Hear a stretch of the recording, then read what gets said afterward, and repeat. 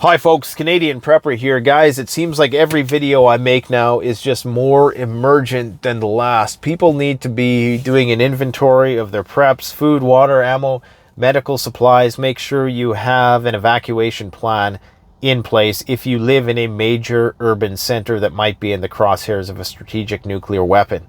We are going to talk about all the reasons why I think we are at DEFCON 2. Things are just accelerating so rapidly right now. Just within this last week alone, we've had the first major attack on critical infrastructure outside of the actual war zone. Not just any attack, but an attack on one of the largest pipelines ever built, supplying the most amount of gas and energy to an entire continent ever built.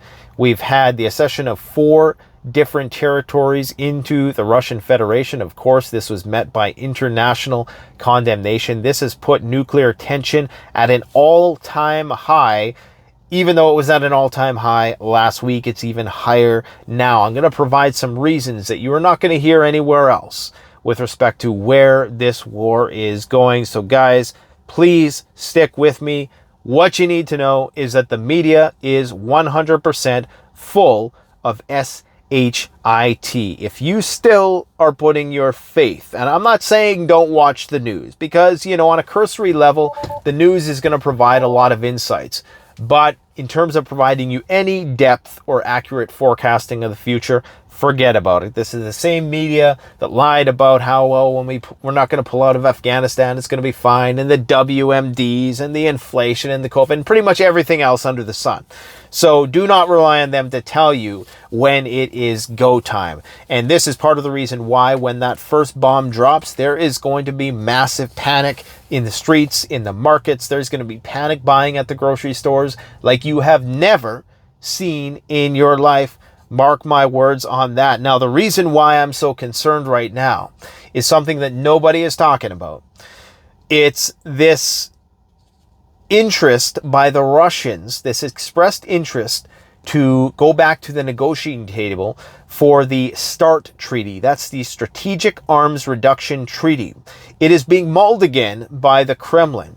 And why this is concerning, you say? You'd think that this would be a good sign that Russia is thinking about, you know, maybe we need to go back to this agreement. If you don't know what the START treaty is, it's an agreement that allows inspectors from both countries to go and inspect the nuclear arsenals of the other side and make sure that they have a limited number of nuclear weapons, 700 or something like that. Even though this is really just symbolic, because both sides are fully capable of concealing various weapons programs from the other. I mean, Russia and the United States are massive countries. There's plenty of places to hide a lot of stuff. So it's more of a symbolic gesture of both countries to show the commitment to limiting the risk of nuclear war. The other concern, the other reason why I think we're at DEFCON 2 right now, which is one step before nuclear war being imminent, is that Jake Sullivan confirmed that the Russians and Americans have been speaking at a very high level with what they're calling the red line. Now, the red phone or the red line is like a metaphor for crisis communications during the Cold War, but apparently this has seen heightened activity in the last few days. What this allows is for the President of the United States and President Putin, I don't know if they're speaking directly, but at least not right now. Of course, they would if the risk of nuclear war was imminent. If we were in a DEFCON 1 scenario, the red line would be hot and very active. But what this allows them to do is communicate and hopefully dial down the tension. Now, why this is so concerning? You might think, oh, great, you know, that means that the tension is ratcheting down. Not a chance. Not one bit. If anything, we're DEFCON 2. I'm absolutely convinced, at least in Europe, it is absolutely DEFCON 2. Maybe not so much over here. The only reason why it's not over here is because I think why these conversations are being had is to ensure that once things hit the tactical nuclear level, which they very well could, because the US is committing, like, what is it, 4 times the amount of HIMARS. They're committing all these weapons. Liz Truss just said today that we will never recognize these 4 territories as being Russians. Zelensky's all in on continuing the offensive. It's going to go on unabated. regardless of Russia's threats to bring in the full force of the Russian military, which they are. Okay, we're not talking about a 1.2 million military mobilization. When I told you guys weeks ago, when all the Russian sycophants were saying, oh no, they're never going to mobilize, and when we were saying they're going to do a full mobilization, that's exactly what they're doing right now. They're sending troops to Belarus. There's talks that they might start another Kiev offensive. So they're preparing for all-out war on Ukraine. You're never going to hear about this in the mainstream media, I can tell you that. But when you hear about it, just remember where you heard it first. Now, this is very concerning because it seems like what they're preparing for is if Russia cannot break through, which I can't see how they won't. They'll just overwhelm them with numbers. Okay, the first reservists are already coming in and taking up positions on the front line. But if they, for whatever reason, cannot do that because the United States provides an inordinate amount of ordnance to the Ukrainians, that's when the tactical nuclear card gets played. Now, we already know this Gazprom situation is already in full swing, right? Gazprom and a lot of people, this is why I don't trust the media at all. Like, the reasons that they're providing for why Russia would do it are just asinine. Now, you guys know, if you keep up with this channel, I wasn't one of these people to be like immediately, just like Tucker Carlson when he said that, oh, this, because it seems intuitively like, why the hell would the Russians do that? We all know that. But I gave them the benefit of the doubt. I said, okay, just hold on a minute. Maybe there is a reason for it. Maybe it was like the force majeure to get out of the contracts with the Gazprom company.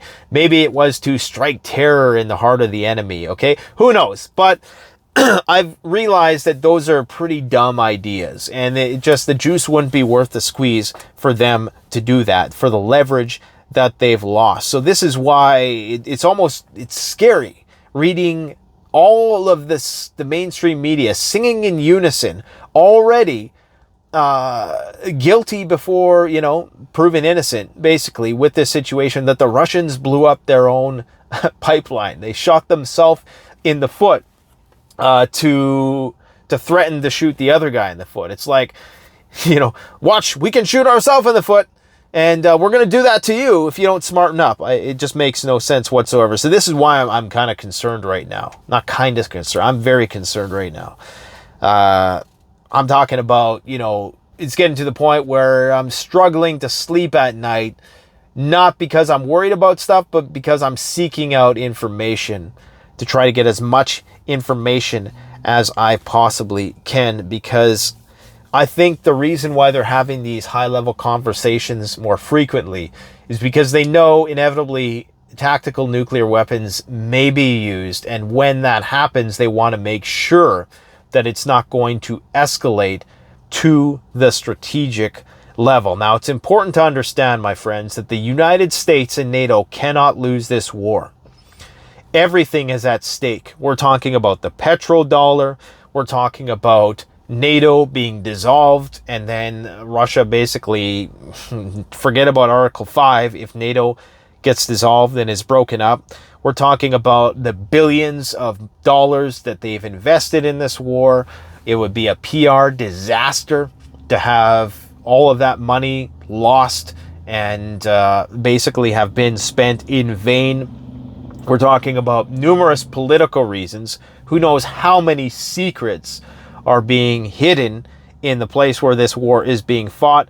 And of course, if they lose this front in Ukraine, like if Russia is able to take all of Ukraine, as David Pine said in the recent interview we did, that just makes the Ukrainian front all the larger.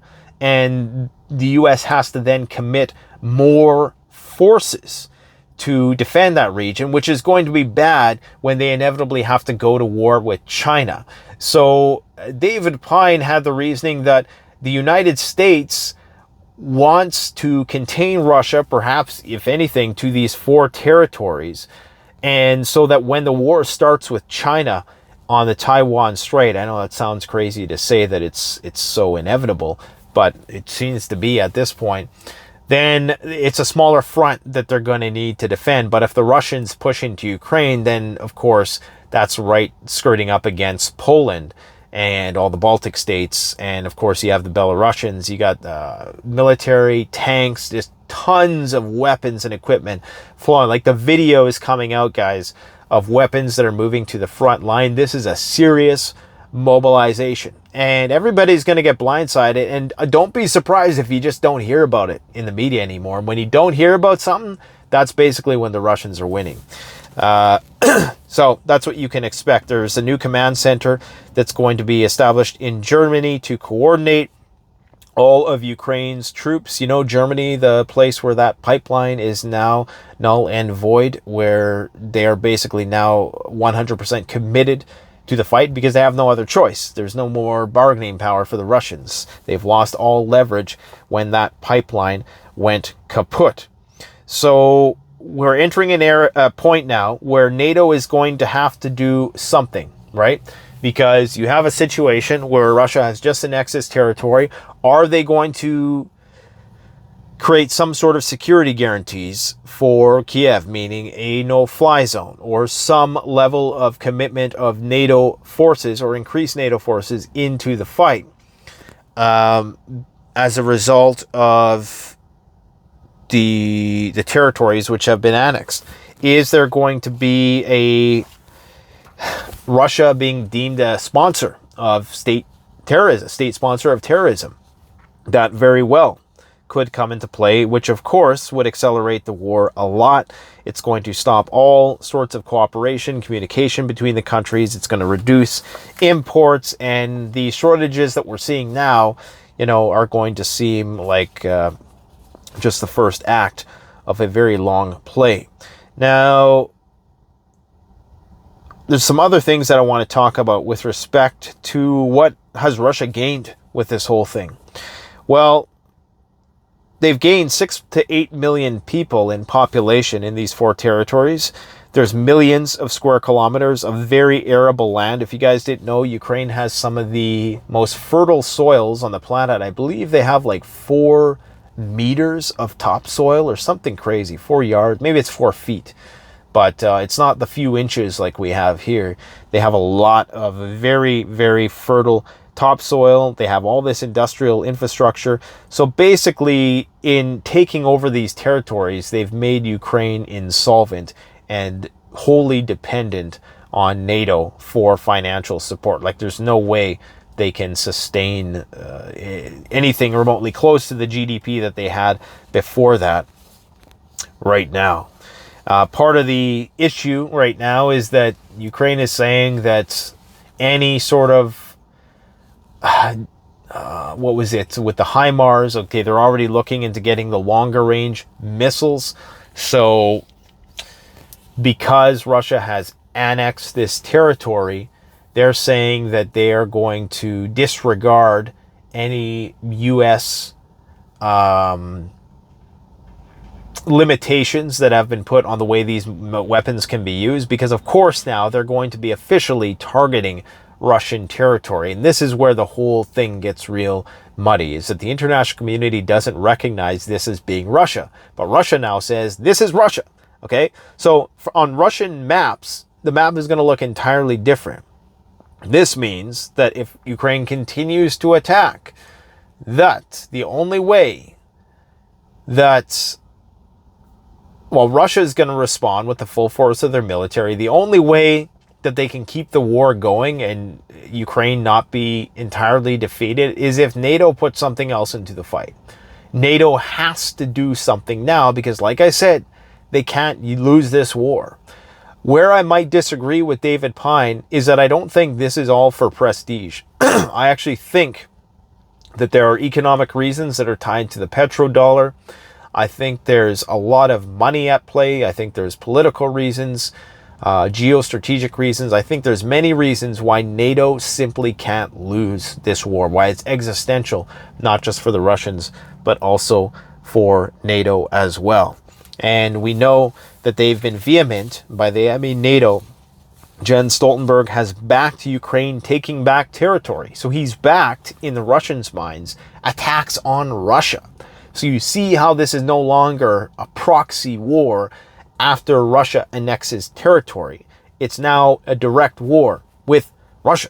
So this is why we're at that higher DEFCON level, because now you have NATO weapons, trained troops, intel, all of you basically have the entire intelligence apparatus of NATO and some NATO mercs in there as well, fighting Russian, like attacking Russian territory. Now, we don't view it as Russian territory officially, right, as the West, but Russia views it as their territory. So this is no longer a proxy war.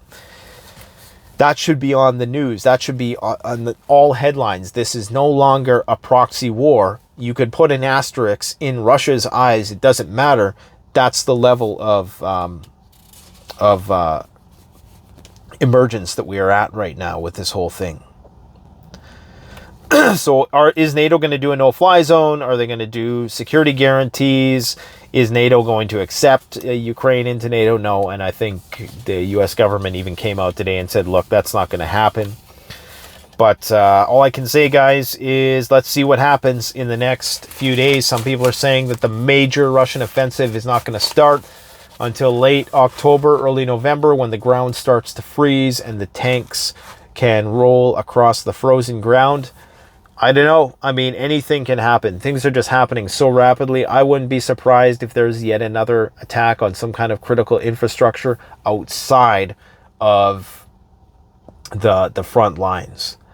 Things are moving so fast. I would just encourage people, every hour you have now before the big one starts, and I don't even necessarily think, let me finish my thought. I'm sorry. It's like I got ADHD sometimes when I'm making these videos.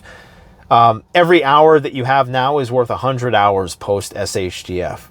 Okay. Every dollar that you have now is worth $100 post SHTF. Don't let this time go to waste. Make sure that you are enjoying your life, loving your life, but prepare. Okay. What else was I going to say? I forget now. I think I've driven the point home. Guys, this is serious. It's going to get worse. So let's just see how it plays out in the next few days. Let me know what you think in the comments section below.